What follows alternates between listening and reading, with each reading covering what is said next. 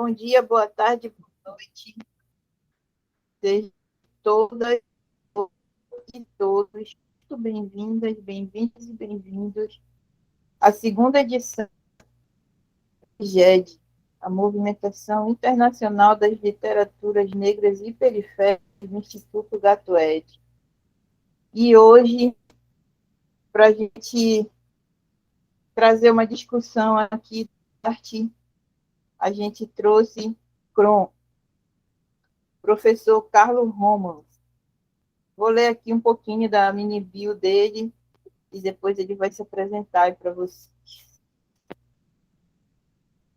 Carlos Rômulo ou Kron, tipo arteiro, engenhoso, começou no mato e criava. Na cidade, morando no quadrado maldito, antigo meretriz da cidade, inventou com pólvora e esgrima, com os punhos e por outras séries, precisou se ausentar da cidade por 9 anos. O artista. Na UFPA, conhece a arte e a docência. Atualmente é professor da rede pública e desenvolve processos criativos em diversas linguagens da arte e experimentos provocadores na mediação cultural, dentro das instalações artísticas residenciais, produtora de conteúdos sobre os saberes, fazeres relacionados ao bairro e à vida citadina, gerando ações inter cinema de rua, vídeos, instalações, performances, exposições, experimental, básica, além de produção de bolsas, sandálias e acessórios de couro, quilogravura e silk screen, em camisetas e sempre buscando ampliar o alcance de suas concepções ideais e ações por meio da aprendizado. Pro, muito obrigada por ter aceitado nosso convite, por estar participando da nossa NUPGED, primeira vez que participa de um evento nosso, muito bacana, muito legal, olha, te ter aqui, seja muito bem-vindo. O Instituto Gatued, Editora Gatued, tem a honra de te ter aqui. Então, vamos começar. Quem é Kron? Olha, o Kron é mais ou menos isso aí que está nessa mini bio, né? É uma pessoa eclética, cheia de possibilidades, não é? Aberto às experiências que o mundo lhe ofereceu, e em nenhum momento esses enfrentamentos, essa pessoa se diminuiu ou engrandeceu, mas sempre permaneceu aquilo que é, de uma maneira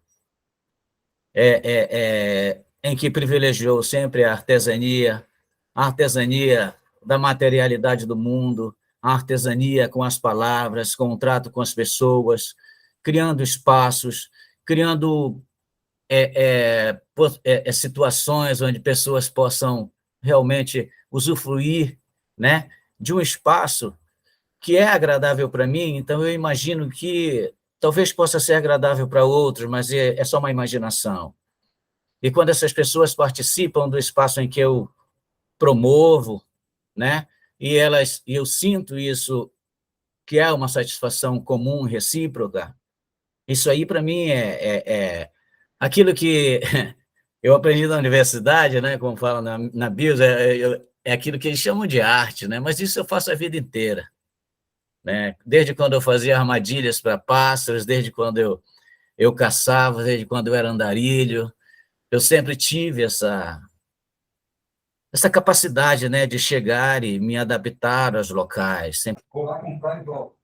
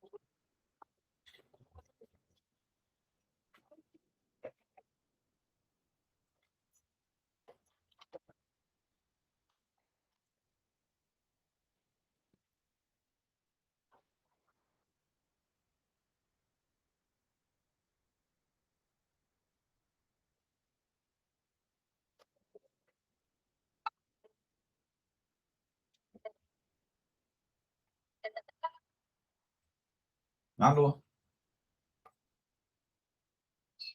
Oi, Leila. Tranquilo, e aí?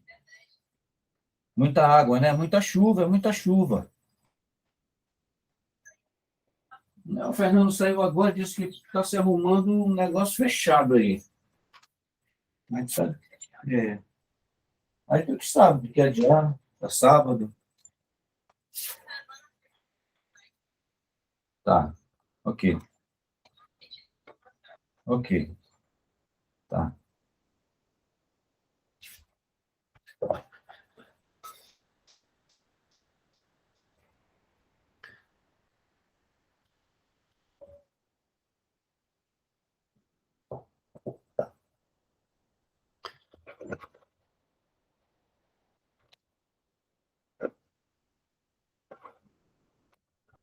Eu acho que é teu microfone.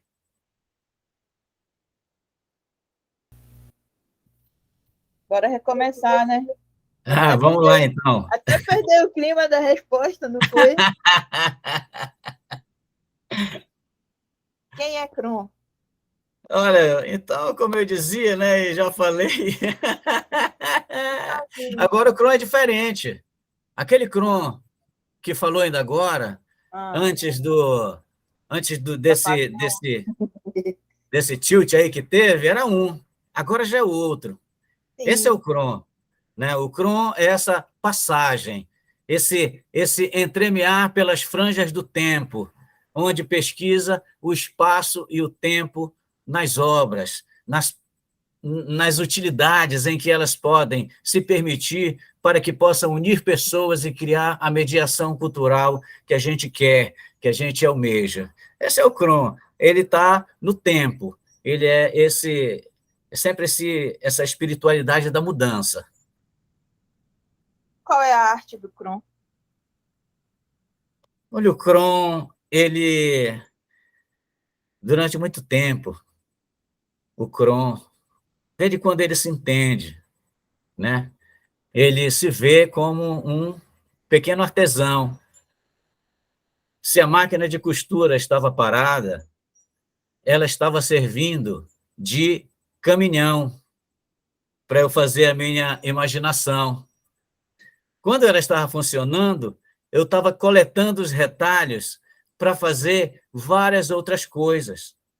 Então, eu sempre me vi assim, né? O derradeiro de 9 filhos, né? Com uma distância grande entre o último, e só com a minha mãe, que era uma artesã, né? E meu pai também trabalhando com uma casa cheia de ferramentas, então eu tive acesso a tudo isso.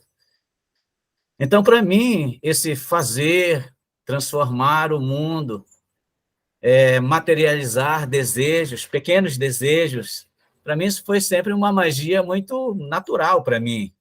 A arte, né, que eu vim conhecer como um produto que se vende na educação, que se vende na propaganda, que se vende, enfim, em todos os momentos da nossa vida, eu vim conhecer na universidade. E, a partir daí, eu utilizei essa experiência toda de vida, né, para educar dentro de uma educação mais libertária, uma educação onde a materialidade do mundo não seja um mistério, mas seja sempre uma descoberta. Bacana, gostei de saber disso. E o Kron das gangues, o Kron que corria aí aprontava todas aí no quadrado maldito, como é? Conta aí pra gente. Esse Kron é um observador, ele é um contemplador, ele, como eu falei, quando eu falo no tempo e no espaço aqui, o Kron está ele posicionado ali em um local e ele contempla e ele quer mudar aquilo. E como ele pode mudar aquilo? Só pode mudar transformando, como ele sempre fez. E nesse momento em que o Kron chega aqui, em 1980, em Belém, né, e vem aqui para o Quadrado Maldito, aqui para a antiga zona do Meretrício, ou o final daquilo que foi a zona oficial do Meretrício de Belém, ele encontra ele encontra o grupo, né, reunido, né, que tinha um objetivo de proteção, devido ser uma área aberta a tudo, porque haviam famílias. Então, era uma questão de sobrevivência e manutenção da própria vida que havia ali, mesmo misturado com todos os outros personagens da vida noturna de Belém, né? E é claro que a violência ela estava presente em todas as partes do mundo. Nessa década também, nos Estados Unidos, havia um movimento de rua com gangues, com tudo, e havia um reflexo aqui, como sempre teve, né? A gente é um satélite. Então, aqui também nós tínhamos a gangue, que não era turma, não era gangue, né? Era turma da Bailique, e que vinha já de muito mais tempo do que essa febre que agora acontecia no mundo, né? Os moldes na Europa e tudo. Então, tinha uma febre muito mais. Essa febre, já, isso aqui a gente já tinha virado como alguém falou um dia, já uma gripezinha, né? Para não criar muita essa situação para a gente, porque a gente sempre precisou fazer isso devido ao ambiente que nós vivíamos, né? Mas, acima de tudo, o Kron, como esse observador, ele aprendeu boxe, né? Ele fazia luva na rua, algumas vezes brigou, né? Mas, para o que a violência se tornou depois, esse Kron ele já não participava mais. A briga de punho, a esgrima de punho, herança ainda da colonização inglesa aqui, né? Aqui nesse bairro que sempre teve essa força muito grande no boxe, da esgrima com os punhos. Isso aí, essa experiência sempre fez parte da gente, como uma questão de se impor no espaço em que outras pessoas de outros lugares, de outros países, marinheiros descendo aqui de navios que aportavam aqui na escadinha, né? E a gente mostrando que aqui nunca foi terra sem lei, como ainda hoje com a arte, com a intervenção urbana que a gente faz aqui, com a estesia dos elementos que nós absorvemos desse centro aqui, tão cheio de acontecimentos e pessoas diferentes, e encontros e desencontros, né? A gente sempre usou isso como uma forma de defesa, e a gente continua usando. O Kron da Bailique fazia armas, né? Fazia, a gente chamava na época, era punheteira, que a gente socava a pólvora e depois o sal grosso, e depois colocava uma bucha, né? Para atirar, enfim, era um mundo ali dessa experiência com a violência, com o que você podia se defender diante de 20 que vinham para cima, de 15, precisava dar um estalo para cima, um tiro para cima, como forma de, né? Foram poucas vezes que isso aconteceu, mas, enfim, eu sempre criei essas coisas, né? Como uma forma de prevenção. Eu criava armas, eu transformava revólver de espoleta em revólver 22, era uma loucura.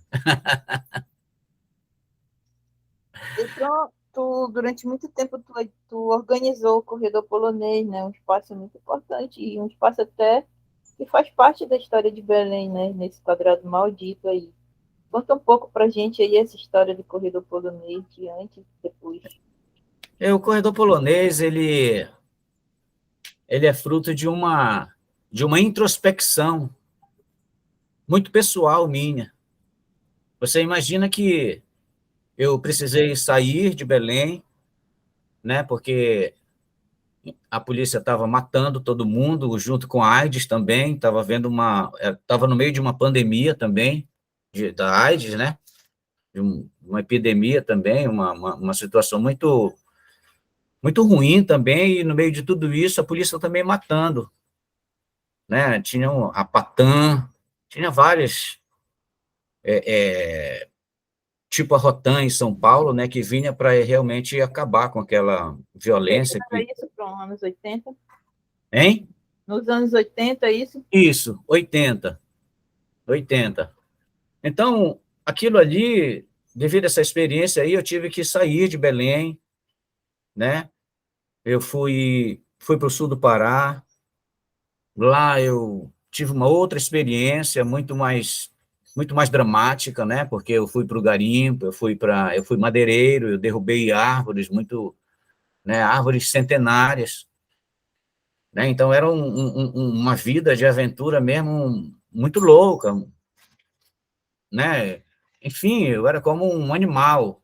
Eu não tinha arte, eu não tinha essa coisa mansa da arte. Eu era um homem cultivava a alma suja da zona, dos conflitos, né? Então eu trazia tudo aquilo. E depois de lá, né, do sul do Pará, eu fui para as Guianas. Lá nas Guianas eu entrei como clandestino, entrando pela mata, andando mais de 50 quilômetros dentro da mata para chegar na primeira cidade, depois se desviando. Enfim, tudo isso eram coisas que eu trazia comigo, que com o falecimento do meu pai, que era um esteio para mim, né, eu precisava rever tudo isso. Eu precisava, sabe, tirar isso e ver o que é que tinha por dentro. E o corredor polonês, depois da morte do meu pai, que eu fiquei sozinho em casa, ele foi justamente essa experiência. Tudo aquilo que eu tinha dentro, eu tirei de mim.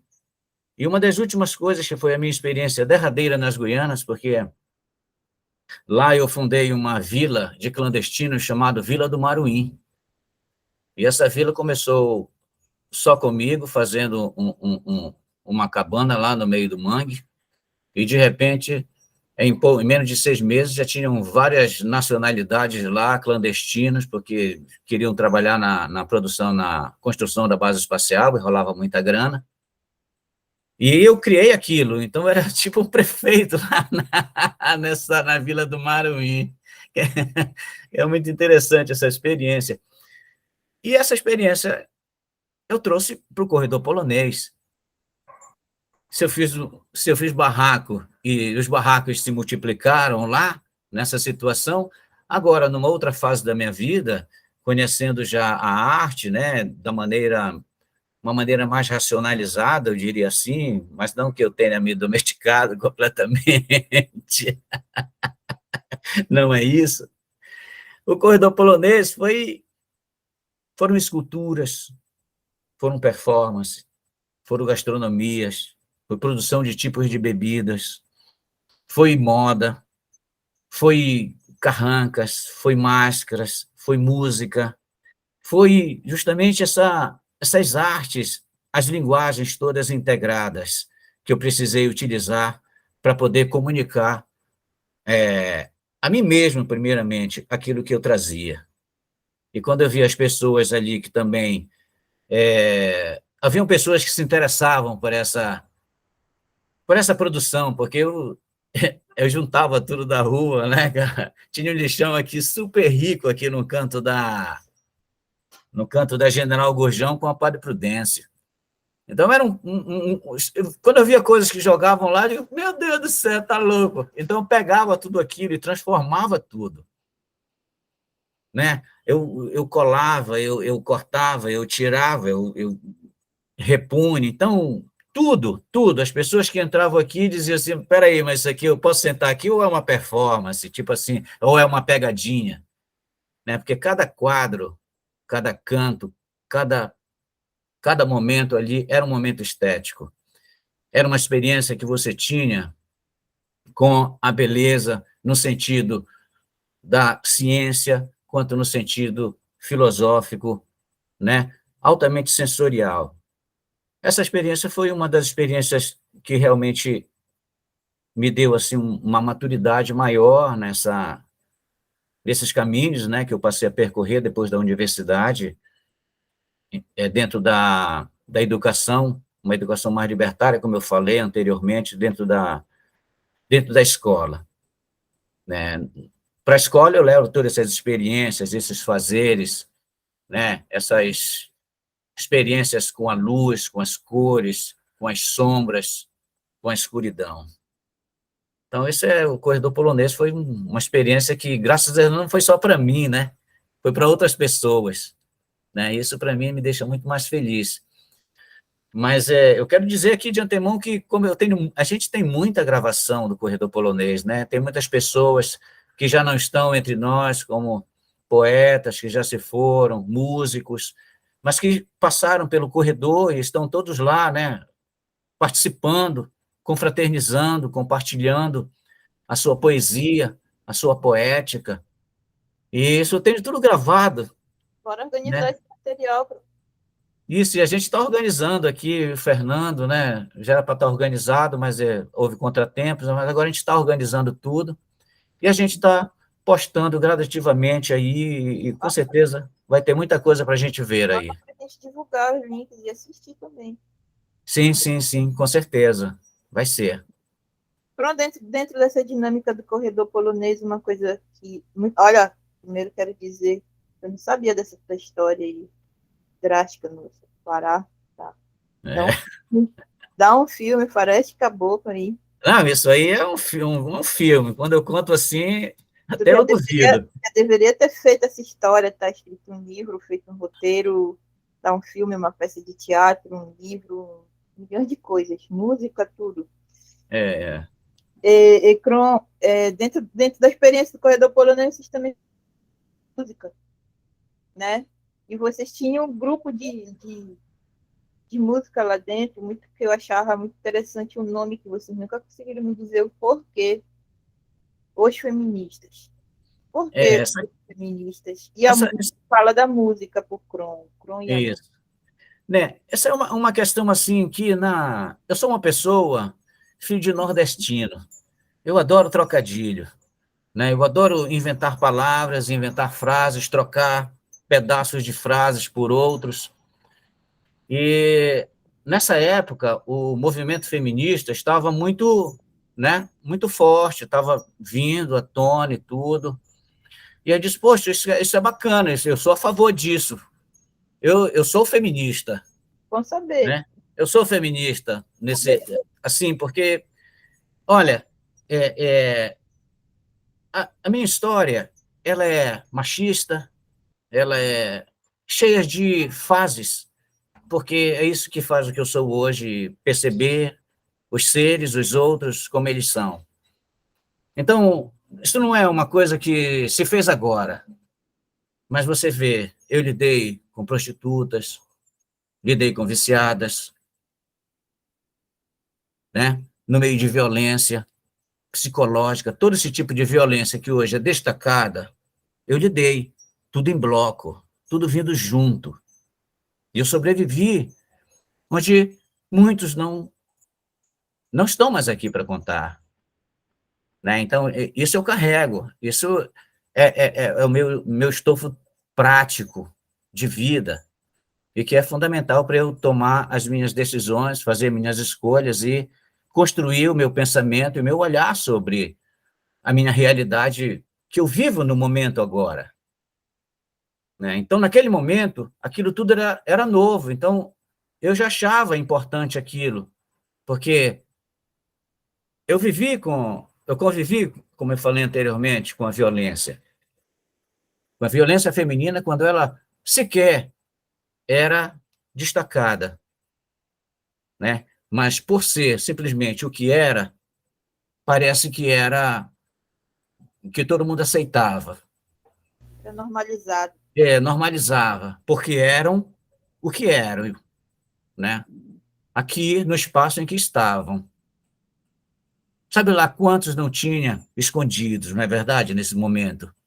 E que só agora, muitos anos depois, vem à tona. Então, tudo isso passa por uma reflexão, né? Por um filtro de uma pessoa que não leu isso, que não foi construir a sua experiência a partir de um conceito pronto, não é? Foi algo muito pessoal meu. Então, quando isso aconteceu, eu já era, né? Eu fui criado pela minha mãe, nada seria se não tivesse, se ela não tivesse financiado né, e acreditado na minha loucura. E aí eu coloquei os feministas, porque eu era a favor, o os, né, como algo positivo. Eu não era tirando qualquer um outro tipo de tiração com o movimento. É claro que você hoje, a gente vive uma realidade em que essa, como eles dizem, a pós-verdade, né? Agora mesmo, eu utilizei isto quando deu tilt aqui na nossa rede aqui, eu falei, olha, aquele clone era outro, agora esse aqui é o atual, já está atualizado, aquilo já foi, ou seja, esse pós, pega pequenos detalhes e para desconstruir o outro, ele é usado como uma forma de poder. Então, a gente que trabalha com a comunicação, principalmente, é preciso estar atento a isso, né? As formas de comunicação e a esse tempo enlouquecido, onde essas formas de comunicação, elas, para parafrasear a amiga lá que eu esqueci, né? É o esperto ao contrário, né? Que quer ganhar a história, sempre no tapetão. Então, comigo, é como eu estou falando, não adianta vir me pegar por um conceito, porque o ator falou isso, eu sou uma pessoa muito assim, real, não é? Devido às minhas experiências. Então, os feministas, para fechar o tema, é porque o hoje era o meu pró-feminismo, digamos assim. Né? E foi uma coisa que demorou pouco, porque eu percebi que aquilo estava criando um conflito, não é? Com certo público. É claro que eu não desejo esse conflito, pelo contrário, eu quero mais é me abraçar. Muito bom saber. Olha, você nunca tinha conseguido me explicar isso. Os feministas, e sim, quando chega. Porque a gente já sofre violência demais, como tu mesmo falou, né? E de repente vem um grupo formado por homens, os feministas, e aí todas as meninas ficaram perguntando: e aí, qual é desse grupo e tal? Por que esse nome, os feministas? Tá tirando com a gente e tal, sabe? Tá querendo fazer pouco da nossa luta e tal. Teve muito isso, eu escutei muito isso. Eu imagino. Que vocês fossem me pegarem porrada, viu? Não, Bom, mas é eu sei que livre, as coisas, né? São é assim. muito bom tu ter feito essa reflexão aqui, porque é muito importante esse apoio que os homens podem dar para a gente, sabe? Devem dar, porque o feminismo não está aí para excluir ninguém, muito pelo contrário, o feminismo quer incluir e quer defender os direitos humanos, quer defender a vida. Né? A gente não quer matar ninguém, a gente não quer roubar o lugar de ninguém, né? Como a gente sempre está sendo acusada, porque as mulheres querem roubar o lugar dos homens. Nunca roubar o lugar de ninguém, É. está brigando pelo nosso, né? Uhum. Crom bacana, olha. Sim, fala, pode falar. Não, eu acho que é o que você falou, né? São essas opiniões que vão construindo a nossa realidade presente e criando uma outra perspectiva melhor sempre, né? Para a nossa convivência. Sim, e é muito importante a união para que a gente consiga fazer uma luta dentro da arte, dentro da periferia, dentro de todas as dificuldades que a gente passa, porque a gente sabe que tipo, aí o Quadrado Maldito é uma periferia bem no centro de Belém, né?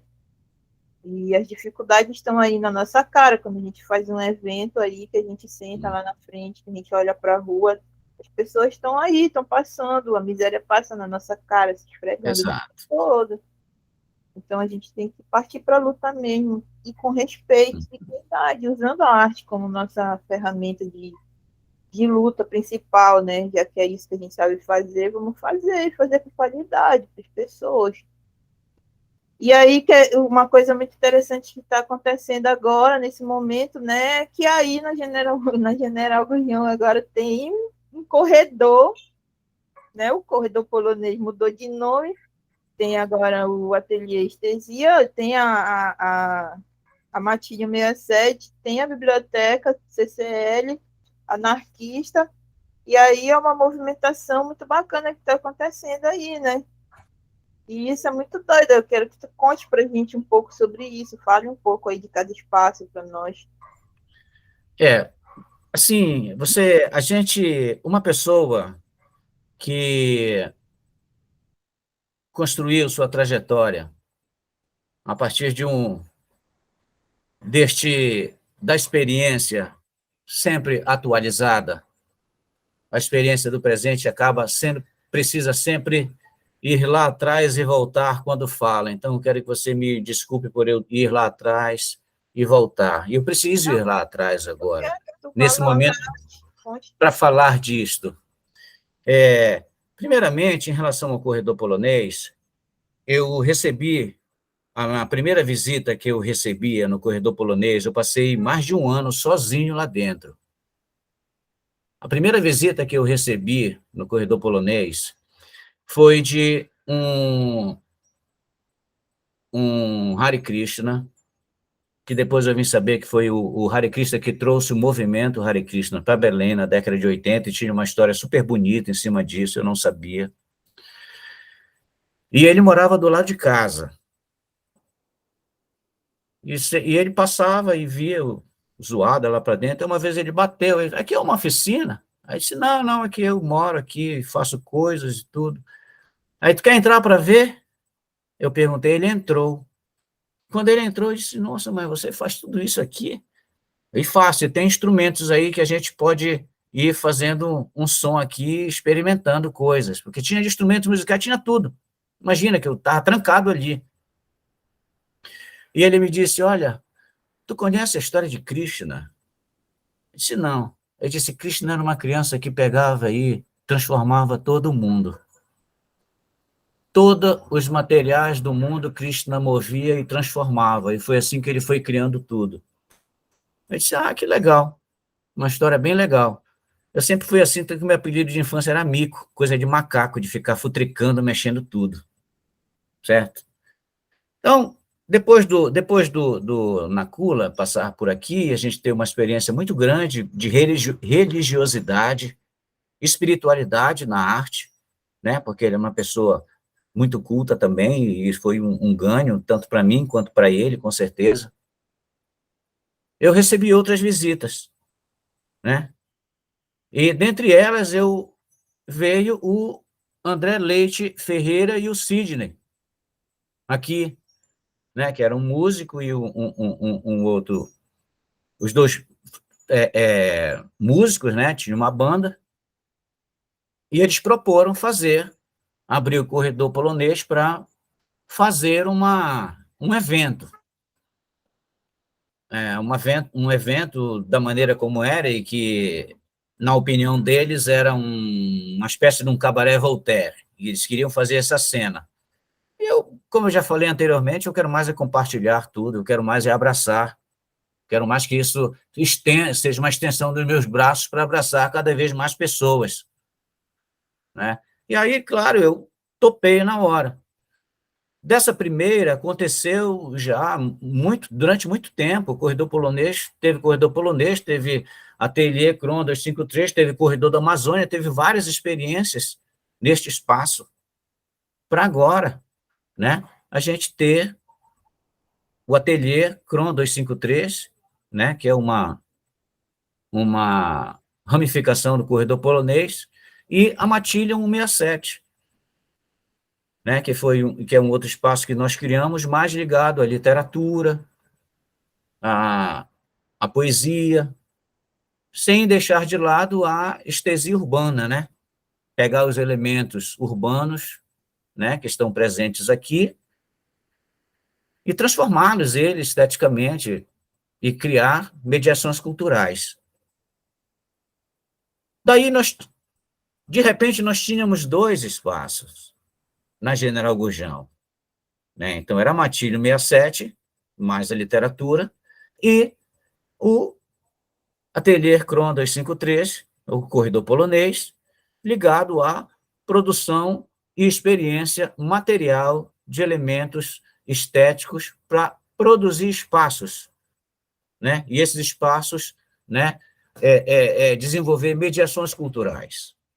Quando falo mediações culturais, é que uma obra, simplesmente, eu terminar uma pintura e colocar na parede, simplesmente, para mim não é nada. Esse objeto precisa fazer a função dele, que é comunicar.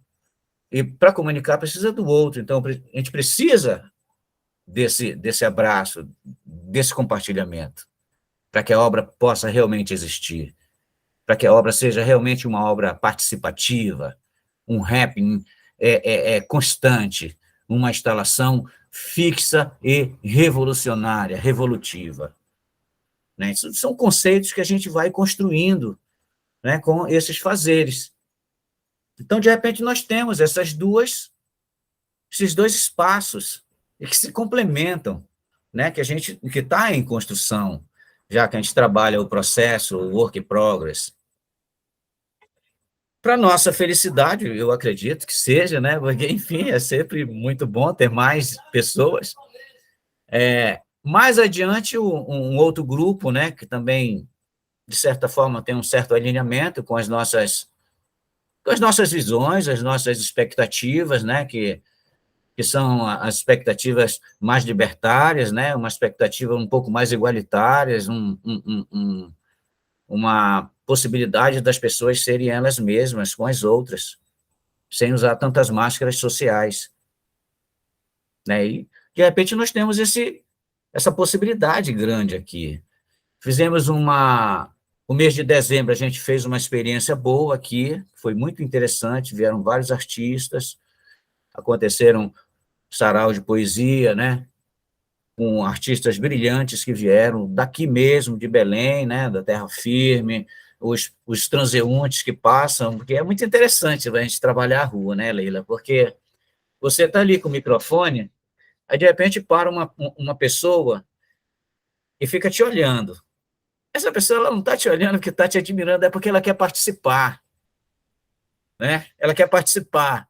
Aí, de repente, o cara já está me chamando pelo nome e já está cantando comigo. Né? Então, os loucos, eles têm a arte deles, né? Eles têm um momento de estesia deles. Então, essa relação com a rua traz essa experiência eu acho que não há melhor no mundo, e não há o que o mundo mais precise hoje, né? Que seja isso. Então, a gente está trilhando, né, esse espaço, né? A gente está construindo esse espaço com os nossos movimentos para a gente ver aonde vai ficar o quê, como, por quê, construir essa base para que esse corredor polonês, que antes era dentro da casa, agora seja um corredor da rua. Sim, muito interessante, ficou muito legal essa proposta aí de fazer esse corredor na rua aí. E é muito doida essa coisa da rua, sendo nada como palco para arte. Sim, a gente sempre esteve na rua, né? Produzindo essa arte, né? E observando esses efeitos, assim, esses momentos, essas trocas, né?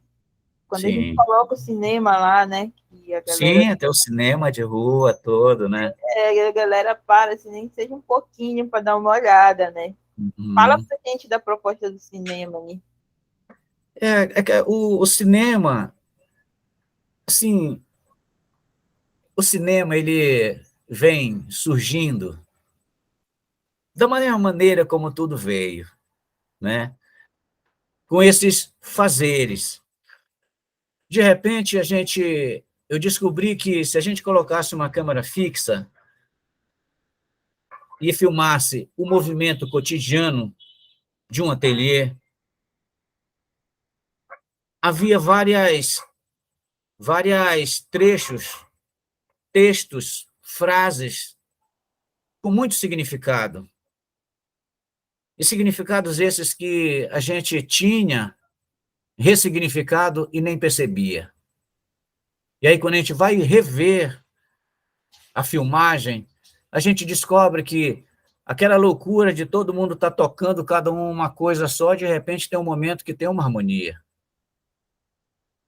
E aquela outra coisa de ficar jogando aleatoriamente as tintas em uma tela, né, enlouquecidamente, de repente também vai se organizando, não é?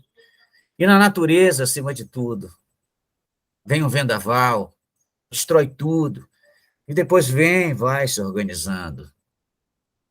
Então, esse movimento do tempo sobre a gente é o movimento da arte, né? Da arte. E nada mais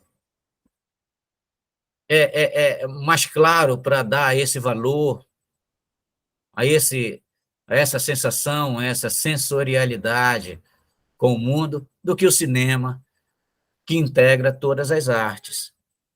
Então, certo dia chegou alguém aqui que tinha aí essa prática de cinema e tudo, e quando viu aquilo tudo junto, já um filme pronto, quis logo fazer um filme.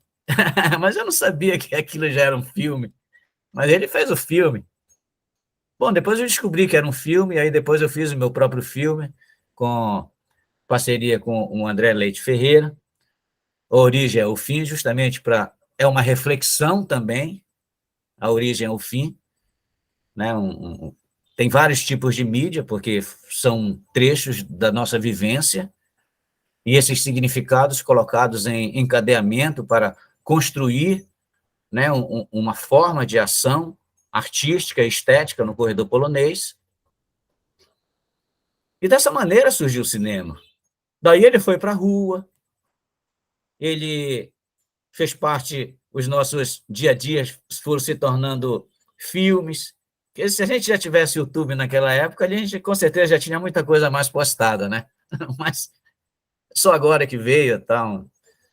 Mas, enfim, essas coisas que hoje se popularizaram tanto, né, como o cinema, né, devido a ele juntar todas as artes, as linguagens da arte, acaba, não tinha como não eu não entrar nessa linguagem.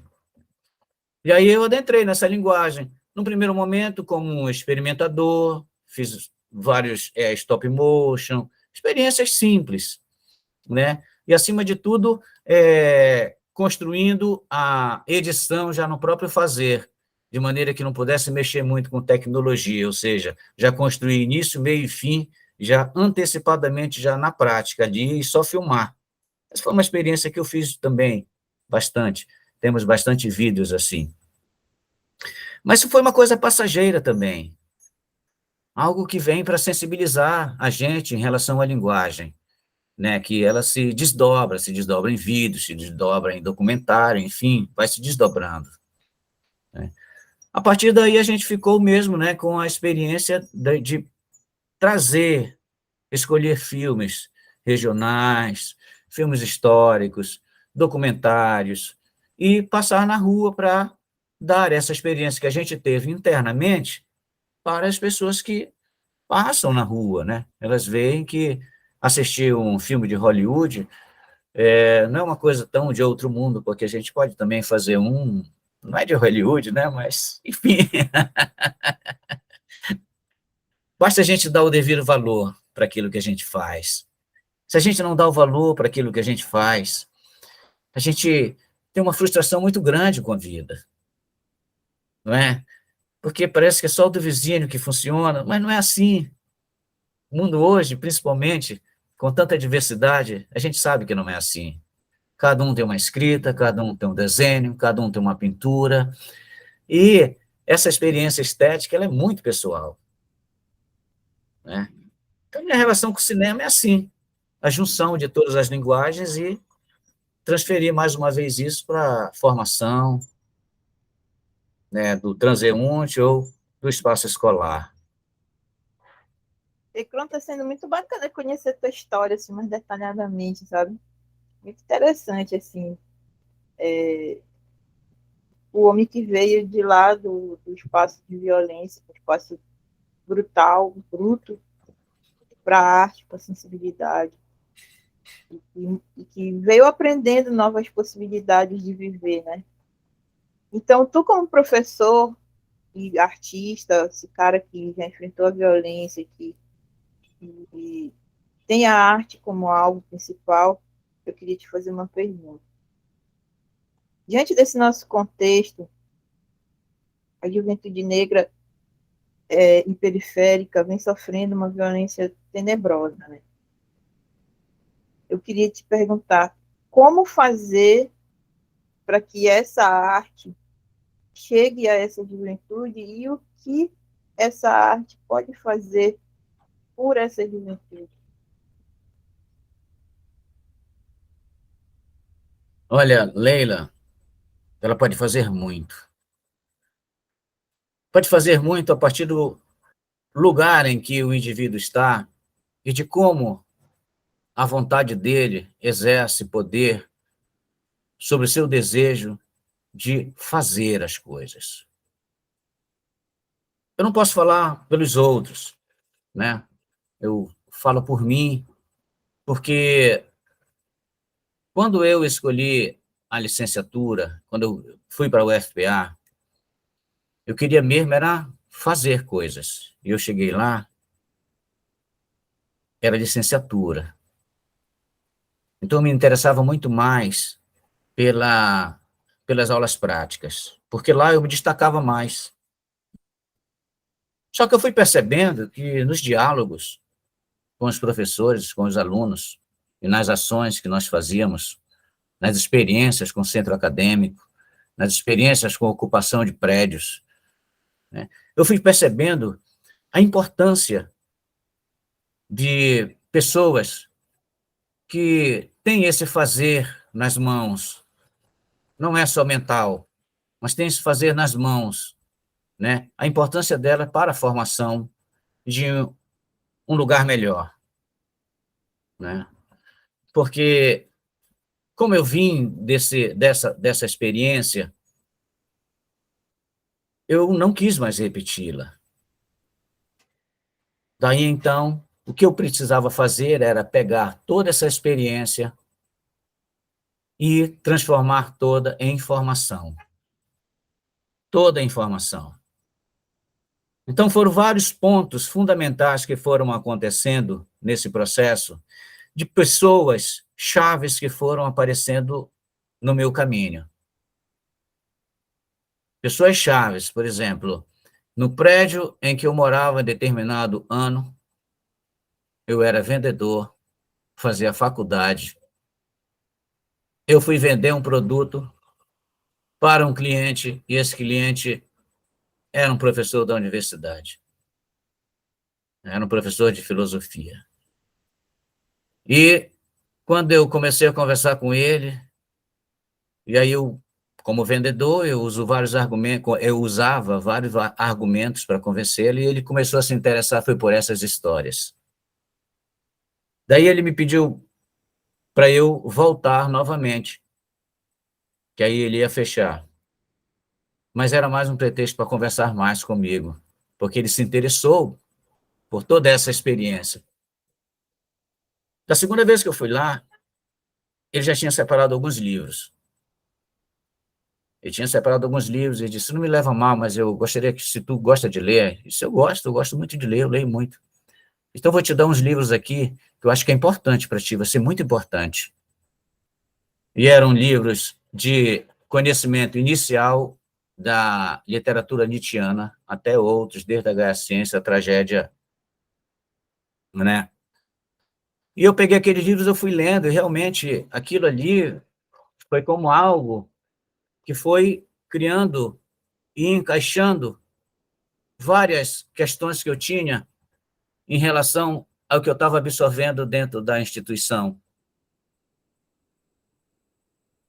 Então, isso foi um acontecimento importante dentro da minha formação. Teve outros, né? São esses acontecimentos importantes dentro da formação de um profissional, seja professor, seja advogado, seja qualquer que seja, que vão fazer a diferença. Então, quando você está aberto à experiência, como eu sempre tive, eu sempre fui afeito aos enfrentamentos. Né? Para mim, eu só aprendo com isso, só aprendo errando, só aprendo enfrentando, eu só elimino os sentimentos mais piores que existem em mim, o medo, a covardia, enfrentando. Então, isso faz essa pessoa que eu sou. E esses elementos foram fundamentais para que eu fosse organizando todo o conhecimento que a instituição me dava dentro das minhas experiências, que eram práticas, que eram expressivas. Esse arte, a expressão, então aquilo era arte. O que eu sempre fiz foi arte, por mais que eu fosse ignorante em relação a isso. Eu sempre fiz. Foi a primeira decisão que eu tomei. Então, eu sempre fiz isso, então é isso que eu vou ensinar. É isso que eu vou ensinar, porque eu sou pai muito jovem, eu criei meus filhos sem mãe, né? Eu sou viúvo, sou separado, enfim, tudo isso foi me dando muita experiência para lidar com o filho dos outros também, com as outras pessoas. Daí eu fiz a escolha. Eu tive várias oportunidades de fazer, seguir a carreira acadêmica, e eu não abracei, justamente porque eu tenho mais utilidade na formação, na base, do que lá em cima, Leila. Então, você, respondendo a sua pergunta, a minha maneira de ver para transformar esse universo é assim. São pessoas que têm esse brio, essa capacidade. Eu conheço várias, mas que são anônimas também, que não têm oportunidades, porque a gente vive um país cheio de... Você sabe como ele é. E que se a oportunidade fosse dada realmente para pessoas que têm essa franqueza no fazer, né? Eu realmente acho que as coisas poderiam mudar a médio e longo prazo. A curto prazo é muito difícil. Eu não acredito, eu também não sou uma pessoa iludida. Mas eu acredito que a médio e longo prazo é possível, porque eu tenho esse resultado.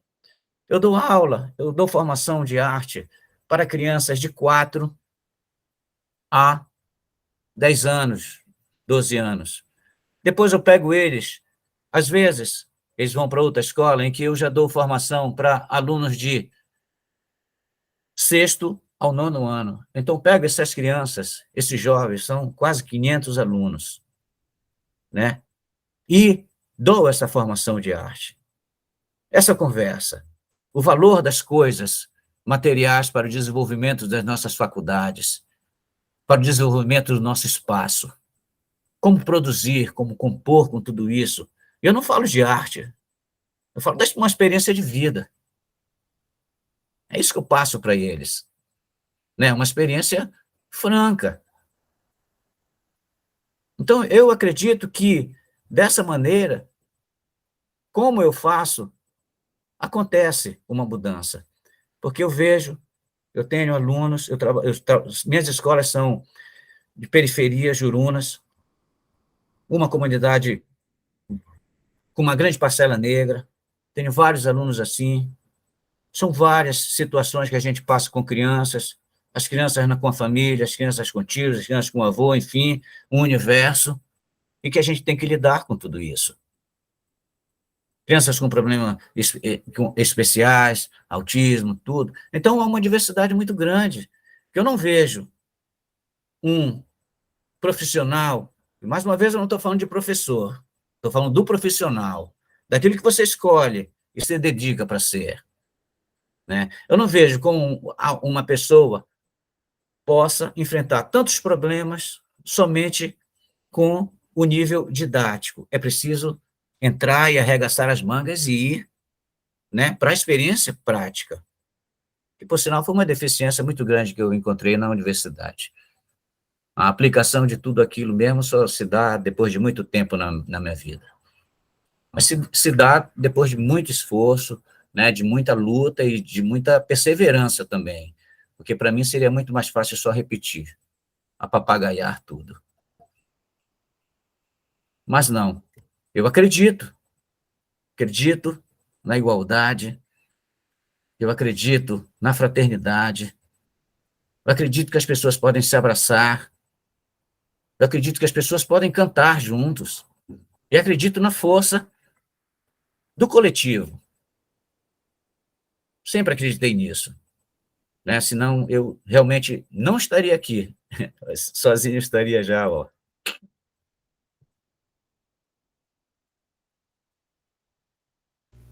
Obrigada, Cron. Muito, muito obrigada pela tua participação, por ter aceito. Foi muito bom. Muito obrigada por levar a educação tão a sério. Tua resposta foi muito boa. Dá vários debates. Obrigada por estar aqui. Assim, tu tem alguma outra mensagem que tu queira deixar para as pessoas? Outra questão? Assim, eu não sou muito bom de mensagem, né? Eu sou bom, assim, de ações, atitudes, fazeres, né? E a mensagem é justamente essa, né? Dessa conversa aqui, né? Enfim, essa conversa eu tenho muito particularmente, com pouquíssimas pessoas. É a primeira vez que eu participo aqui dessa maneira, né? Por uma exigência da própria necessidade, né? Justamente desse abraço, né? Porque eu senti essa necessidade desse abraço, porque isso aqui realmente é uma ferramenta para isso. Que até então eu não via, só via isso como algo que poderia ser tudo, menos isso. Né? Então, essa oportunidade de estar aqui, essas experiências, sendo a primeira, e de eu estar falando aqui com você, né? Eu só tenho a agradecer também. Né? É recíproco o agradecimento, é recíproco a agradabilidade de estar com você e, enfim, estar falando aqui dessa maneira com você, poder compartilhar também essas experiências tão loucas, né, que a gente passa na vida. E muito bom, e é muito importante, porque agora vai ficar registrado e a gente vai poder mostrar para muitas pessoas que vão poder aprender com isso. Ou seja, é a É, quarta palestra que eu estou gravando, estou aprendendo muito. Cada palestra que eu gravo, eu aprendo demais, assim, porque olha são só, não experiências é? diferentes. Então, pensar diferente sobre a arte, sobre o mundo, né, sobre as realidades. Muito bom. Muito obrigada. Galera, muito obrigada por ter assistido até aqui. Compartilhem, curtam, sigam a gente, se inscrevam no nosso canal, compartilhem conteúdo de qualidade. Muito obrigada. Valeu, Cron. Obrigado, Leila. Grande abraço a todos. Muito boa tarde. Boa tarde.